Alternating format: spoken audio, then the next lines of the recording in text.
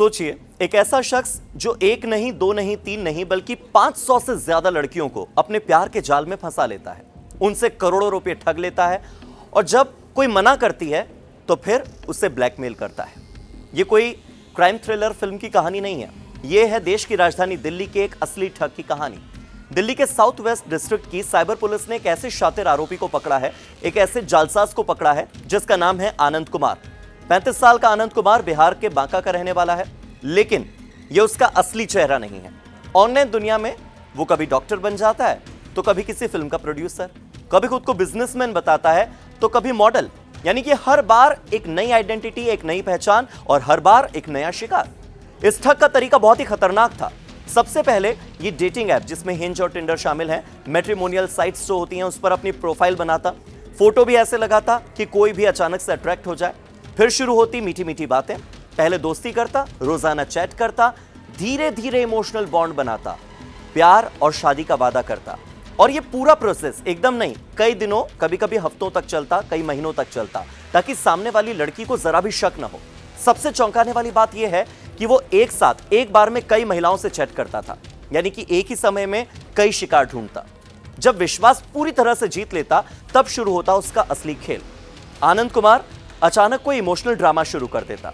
कभी बताता कि कोई मेडिकल इमरजेंसी आ गई, कभी बिजनेस में भारी नुकसान हो गया, कभी परिवार में कोई संकट आ गया और ये कहता कि बस थोड़ी सी मदद कर दो, बाद में ये पैसे लौटा दूंगा। प्यार में डूबी महिलाएं उस पर भरोसा कर लेती, सोचती शादी का वादा जो किया है, पैसे ट्रांसफर भी कर देती।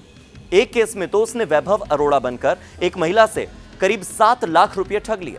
इतना ही नहीं, उसने एक और फर्जी आईडी बनाई और खुद को उसका दोस्त बताकर रिश्ता पक्का कराने का नाटक भी किया, यानी दोस्त भी खुद, वो खुद भी खुद। एक ही आदमी दो अलग अलग रोल निभा रहा था। और कहानी यहां पर खत्म नहीं होती। जब महिलाएं पैसे देने से मना करती या फिर पैसे वापस मांगती तो शुरू होता उसका ब्लैकमेलिंग का गेम, यानी कि आनंद पहले ही चैटिंग के दौरान जब महिलाओं से बात करता था तो उनकी प्राइवेट फोटोज और कुछ उनकी वीडियोस हासिल कर लेता था।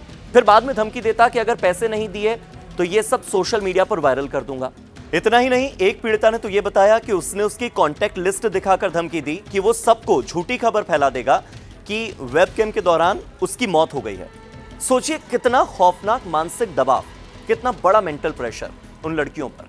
आखिरकार एक महिला ने थोड़ी हिम्मत दिखाई, साइबर थाने में उसने शिकायत दर्ज करवाई।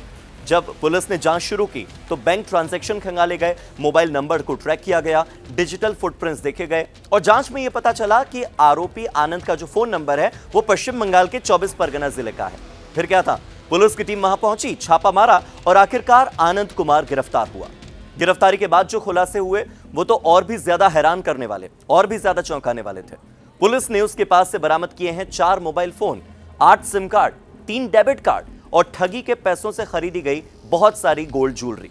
जांच में यह भी सामने आया कि वो पहले से दिल्ली और गुरुग्राम में कुछ ऐसे केसेस हैं, आपराधिक केसेस, जिनमें फंसा हुआ था और देश भर में 500 से ज्यादा ऐसी लड़कियों और महिलाओं को अपना शिकार बना चुका था, जिनसे उसने करीब 2 करोड़ रुपए से ज्यादा ठग लिए थे।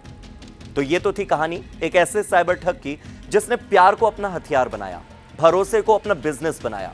और ये सिर्फ एक क्राइम स्टोरी बिल्कुल नहीं है, ये एक चेतावनी है आपके लिए।